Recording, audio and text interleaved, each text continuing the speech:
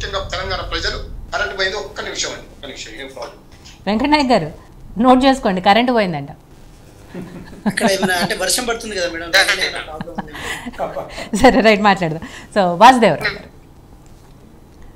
Hello Vasudevarao గారు, నా voice వస్తుందా మీకు?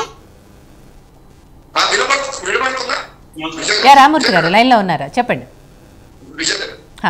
కాబట్టి ఇక్కడ చాలా క్లియర్ గా కేటగిరీగా ప్రజలు ఒక లైన్ వచ్చారు. మేము గత నెల రోజుల నుండి చాలా ప్రజలకు దగ్గరగా, ప్రజలకు అందుబాటులో ముందు తిరుగుతున్నాము. ప్రజలు చాలా క్లియర్ గా ఉన్నారు. మా నాయకుడిని మేము గెలిపించుకుంటాం, మా బిడ్డను మేము కాపాడుకుంటాం. వేరే వాళ్ళ ఇద్దరు కూడా మా ప్రాంతం వాళ్ళు కాదు, మాకు దగ్గరగా ఎప్పుడు లేరు. మేము ఆపదలో ఉన్నప్పుడు లేరు, మేము కష్టాల్లో ఉన్నప్పుడు లేరు. కాబట్టి మాకు కష్టాలలో ఉన్నప్పుడు వచ్చిన నేత నామా నాగేశ్వరరావు గారు, మాకు ఇబ్బందులు ఉన్నప్పుడు వచ్చిన నేత నామా నాగేశ్వరరావు గారు, మా హక్కుల్ని పార్లమెంట్ లో ఎలుగెత్తి చాటే నాయకుడు నామా నాగేశ్వరరావు గారు అని చాలా క్లియర్ గా కుండ బద్దలు కొట్టి చెప్తున్నారు. కాబట్టి 100% రాసి పెట్టుకోండి.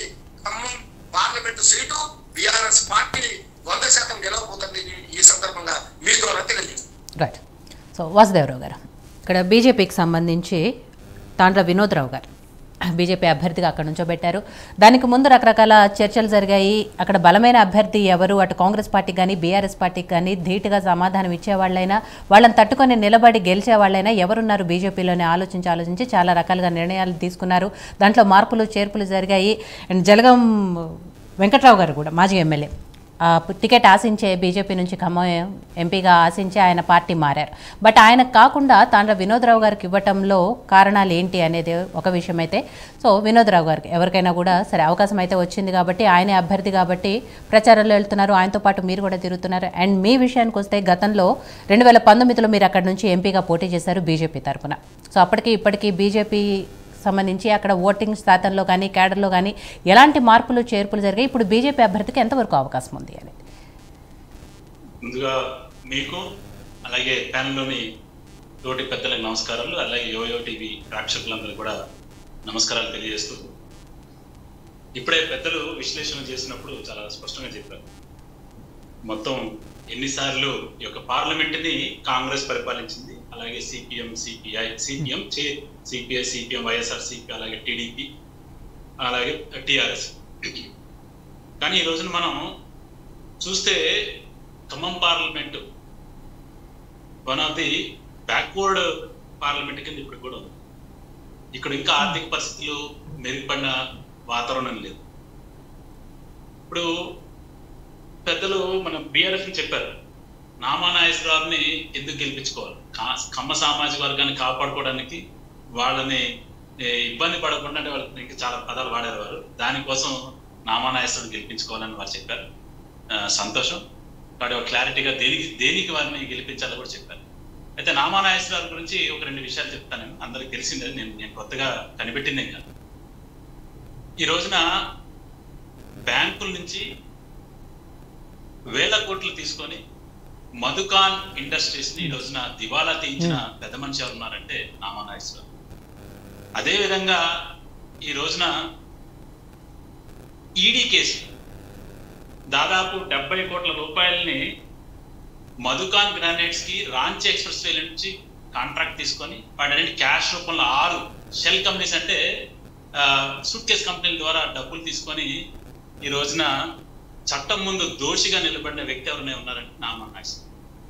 ప్రజల సొమ్ముల్ని తీసుకొని బ్యాంకుల ద్వారా లోన్లు తీసుకొని ఎగ్గొట్టి ఈ రోజున ప్రజలకి సేవ చేస్తానని చెప్పడం విడ్డూరంగా ఉంది. ఇదే పెద్ద మనిషి ఇప్పుడైతే బీఆర్ఎస్ అధినాయకులు కేసీఆర్ గారు 2018 ఎన్నికలప్పుడు మంచి మాట చెప్పారు. అప్పుడు నామా నాగేశ్వరరావు టీడీపీలో ఉన్నారు. బీఆర్ఎస్ నుంచి ఇంకొక వ్యక్తి పోటీ చేశారు.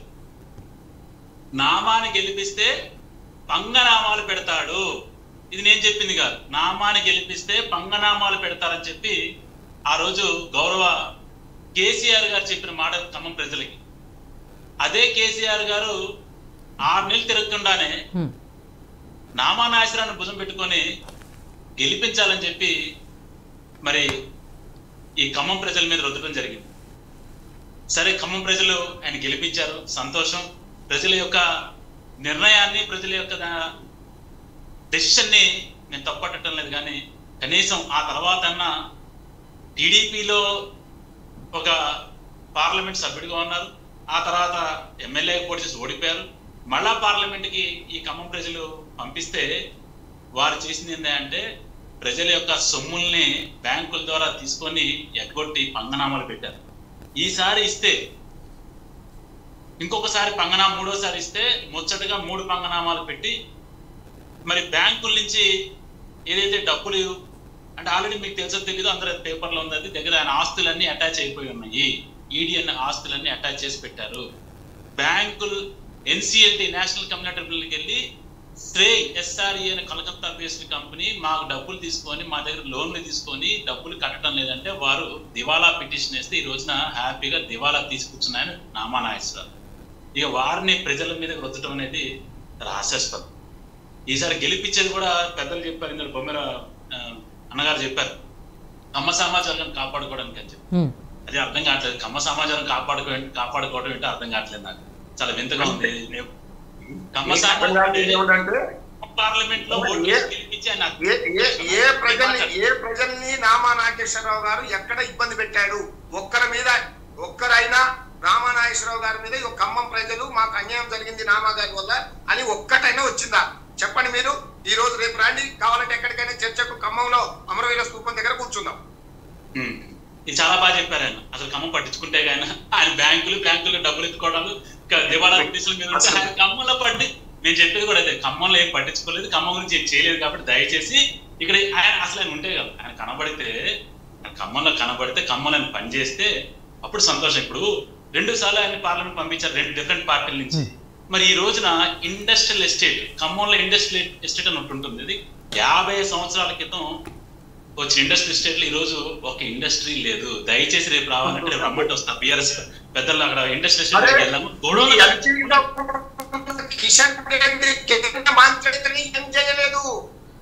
ఈ తెలంగాణ రాష్ట్రానికి కనీసం ఒక్క చిన్న సంస్థ కూడా తీసుకురాలేదు. కనీసం మాట్లాడడానికైనా ఉండాలనే తాండ్ర వినోద్ రావు ఎక్కడో అసలు ఏ సంబంధించినోడు, ఎందుకు ఓటేస్తారు? నా పేరు వాసుదేవరావు, మీ పేరు బొమ్మర రామూర్తి గారు అడిగింది నన్ను. నా పేరు వాసుదేవరావు, మీ పేరు మార్చుకోమాకండి, పార్టీలు మార్చి మీ పేరు బొమ్మర రామూర్తి గారు, నా పేరు వాసుదేవ్, నన్ను మాట్లాడివ్వండి. కంప్లీట్ చేసినట్టు మళ్ళీ మీకు అవకాశం, విజిత గారు మళ్ళీ మీకు అవకాశం, మీరు మాట్లాడు. నేనేమంటున్నానంటే రామూర్తి అన్నగారు చాలా స్పష్టంగా చెప్పారు, ఆయనకి ఎటువంటి సంబంధం, ఎవరితో పని లేదు, ఎవడు ఏం చేసింది లేదు. మొత్తం ఇక్కడ పువ్వాడ అజయ్కి వదిలేసి వెళ్ళిపోయిండు.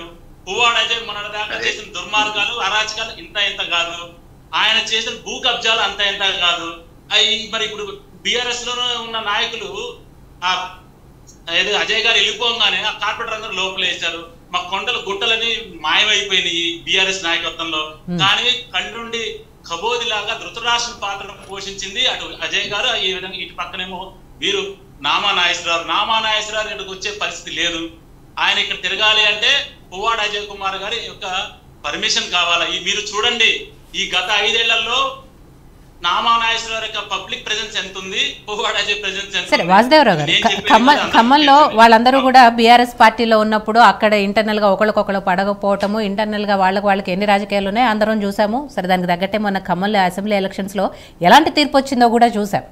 అక్కడ తుమ్మల నాగేశ్వరరావు గారి వర్గం ఒకటి, నామా నాగేశ్వరరావు గారి వర్గం ఒకటి, పువ్వాడ అజయ్ కుమార్ గారి వర్గం ఒకటి, ఇలా రకరకాలుగా ఉన్నాయి. కాబట్టి సరే, అవన్నీ కూడా అయిపోయినాయి. ఇప్పుడు తాండ్ర వినోద్ గారి గురించి చెప్పాలి అంటే ఏం చెప్తారు? సరే, నామా నాగేశ్వరరావు గారు అభివృద్ధి చేశారా చేయలేదా, రేపు ప్రజలు ఎలాంటి తీర్పిస్తారు అనే తర్వాత. తాండ్ర వినోద్ గారు తెల్ల పుస్తకం సేవా రంగం నుంచి వచ్చిన ఆయన, జీవితంలో సక్సెస్ఫుల్ పర్సన్.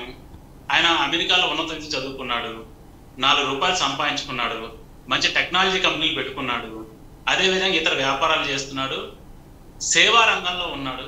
తెల్ల పుస్తకం, ఓపెన్ పుస్తకం. భారతీయ జనతా పార్టీ అవకాశం ఇచ్చింది. ఎందుకంటే ఏం కావాలా? ఇప్పుడు 4 పార్టీలు మారో, 4 బ్యాంకులు ముంచిన వాళ్ళు కాదు. కాబట్టి ఆయనకి ఇంకొకటి, మీరే ఇప్పుడు ఉన్న పార్టీలన్నిటికీ అవకాశం ఇచ్చింది ఖమ్మం పార్లమెంటు. ఒక్కసారి భారతీయ జనతా పార్టీకి అవకాశం ఇస్తే, ఒక చదువుకున్న వ్యక్తి, దేశాలు చూసొచ్చిన వ్యక్తి, ఈ జిల్లా వాసి అవకాశం ఇస్తే, నరేంద్ర మోదీ గారి నాయకత్వంలో ఎలాగో మన 400 సీట్లలో ఇది ఇంకో సీటు పెరిగితే 401 సీట్ అయితే ఇక్కడ కూడా అభివృద్ధి చెందడానికి అవకాశం ఉంటుంది. ఈ రోజున పెద్దలు చెప్పాలి, గత 10 సంవత్సరాల్లో ఈ టిఆర్ఎస్ గవర్నమెంట్ ఉంది కదా, ఇక్కడ బిఆర్ఎస్ గవర్నమెంట్ కొంచెం కన్ఫ్యూజన్ అది, టిఆర్ఎస్ ఇప్పుడు బిఆర్ఎస్ అనాలని. ఈ 10 సంవత్సరాల్లో ఖమ్మంలో మేము ఇది చేసాము అని చెప్తే సంతోషపడతాను. మేమేం చేసాము కూడా చెప్పడానికి రెడీకి సిద్ధంగా ఉన్నాను. భారతీయ జనతా పార్టీ నుంచి ఖమ్మం జిల్లాకి ఏం వచ్చి నేను చెప్తాను, సిద్ధంగా ఉన్నాను. తను చాలా స్పష్టంగా చెప్పాలనుకుంటే మేజర్ గా ఖమ్మం నుంచి ఈ రోజు రామ్మూర్తి గారు కావచ్చు, నామా నాగేశ్వర గారు కావచ్చు, పొంగులేటి శ్రీనివాసరెడ్డి గారు కావచ్చు, రుయ్యు అని చెప్పి 3 గంటల్లో హైదరాబాద్ వెళ్తున్నారంటే దానికి కేవలం భారతీయ జనతా పార్టీ ఇక్కడ నేషనల్ హైవేస్ 2500 కిలోమీటర్ల పై చిలుకు నేషనల్ హైవేస్ ని ఈ రాష్ట్రంలో తీసుకొచ్చింది. ఇంతకు ముందు 2000 నామా నాగేశ్వరరావు గారు, అది గుర్తుపెట్టుకోండి, నామా నాగేశ్వరరావు గారు తెచ్చారు. ఏం తెచ్చారు? ఏది ఆ రోడ్డుని ఇది నామనాగేశ్వరరావు తీసుకొచ్చి బ్యాంక్ లో పెట్టారు. అవన్నీ నామనాగేశ్వరరావు జాతీయ రహదారులు తీసుకొచ్చారు. చాలా సంతోషం. రైట్ సార్, వాటి గురించి మళ్ళీ డిస్కస్ చేద్దామండి. వాసుదేవరావు గారు, రామ్మూర్తి గారు మళ్ళీ డిస్కస్ చేద్దాం. వెంకట నాయక్ గారు జాతీయ రహదారులు తీసుకొచ్చి రైట్, ఒక నిమిషం రామ్మూర్తి గారు. మొన్నటి దాకా ఈ ఓడిపోయేదాకా, అసెంబ్లీని ఓడిపోయేదాకా మీ నాయకులు ఏం చెప్పారు, ఏం చేసింది? ఇప్పుడేమంటే మేమే తెచ్చామని చెప్పి మనం ఎందుకు చెప్తాం? మరి మీరు మన అసెంబ్లీ ఎన్నికలప్పుడు ఎందుకు చెప్పుకోలేదంటున్నా? అప్పుడు ఏం చెప్పారు? భారతీయ జనతా పార్టీ ఏం చేసింది వస్తారు పోతారు తప్పితే ఏమి సరే రామ్మూర్తి గారు, వాసుదేవరావు గారు. రామ్మూర్తి గారు ఒక్క నిమిషం. రామ్మూర్తి గారు, వాసుదేవరావు గారు మళ్ళీ మాట్లాడదామండి. కాంగ్రెస్ నాయకులు కూడా మాట్లాడారు. ఒక మాట చెప్పేసి క్లోజ్ చేస్తాం, ఎందుకంటే ఆయన మధ్యలో డిస్టర్బ్ చేస్తున్నారు.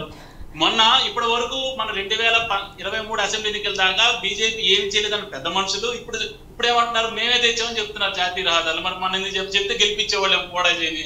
ఈ రోజున దిశ కమిటీ అంటే ఆయన ఓడిపోయిన తర్వాత నవంబర్ లో డిసెంబర్ లో దిశ కమిటీ జరిగితే అప్పటి వరకు నామానాగేశ్వరరావు ఏమి చేయలేదని కేంద్ర ప్రభుత్వం ప్రెస్ రిలీజ్ ఇచ్చారు అన్నారు, బ్లాక్ అండ్ వైట్ లో ఇచ్చారు. ఇవన్నీ మేమే కేంద్ర ప్రభుత్వంతో నేను తెచ్చానని. కానీ అదే మొక్క అసెంబ్లీ ఎన్నికల ముందు చెప్పుకుంటే గెలిపించేవాళ్ళేమో. అప్పటిదాకా గుడ్డ కాల్చి భారతీయ జనతా పార్టీ ఏమీ చేయలేని ఇప్పుడు మేము తెచ్చాం చెప్తున్నారు. కాబట్టి ప్రజలు భారతీయ జనతా పార్టీ ఏం చేస్తుందని తెలుసు కాబట్టి స్పష్టంగా ఈసారి గెలిపించే అవకాశం ఉందని ఈ సందర్భంగా తెలియజేస్తున్నాను. రామ్మూర్తి గారు మళ్ళీ మాట్లాడదాం. ఒక్క సీట్ కూడా డిపాజిట్ రాలేదు, గుర్తుపెట్టుకోండి. ఎంపీ ఎమ్మెల్యే సీట్లలో ఎట్లా గెలుస్తారే, మీరు గెలిచే అవకాశం. సరే రామ్మూర్తి గారు మళ్ళీ మాట్లాడదాం. వెంకట నాయక్ గారు, ఇక్కడ కాంగ్రెస్ పార్టీకి సంబంధించి రామసహాయం రఘురామరెడ్డి గారికి మీరు అభ్యర్థిత్వాన్ని ఖరారు చేశారు. లాస్ట్ మినిట్ వరకు ఖమ్మంలో చాలా సస్పెన్స్లో పెట్టారు. నామినేషన్స్ ఇంకొద్ది గంటల్లో అయిపోతాయనగా ఆయనకి బీఫామ్ ఇచ్చారు. సో ఏ బేసిస్తో రఘురామరెడ్డి గారిని అక్కడ నుంచోబెట్టారు అనేది మొదటి నుంచి కూడా కాంగ్రెస్ పార్టీ ఖమ్మం జిల్లా మీద చాలా, అది కాన్ఫిడెన్స్ అనాలో ఓవర్ కాన్ఫిడెన్స్ అనాలో తెలియదు, కానీ అక్కడ చుట్టూ కూడా అందరూ కూడా కాంగ్రెస్ పార్టీకి సంబంధించిన ఎమ్మెల్యేలు ఉన్నారు. అండ్ కాంగ్రెస్ పార్టీ కంచుకోటగా ఉంటూ వస్తోంది ఖమ్మం జిల్లా. కాబట్టి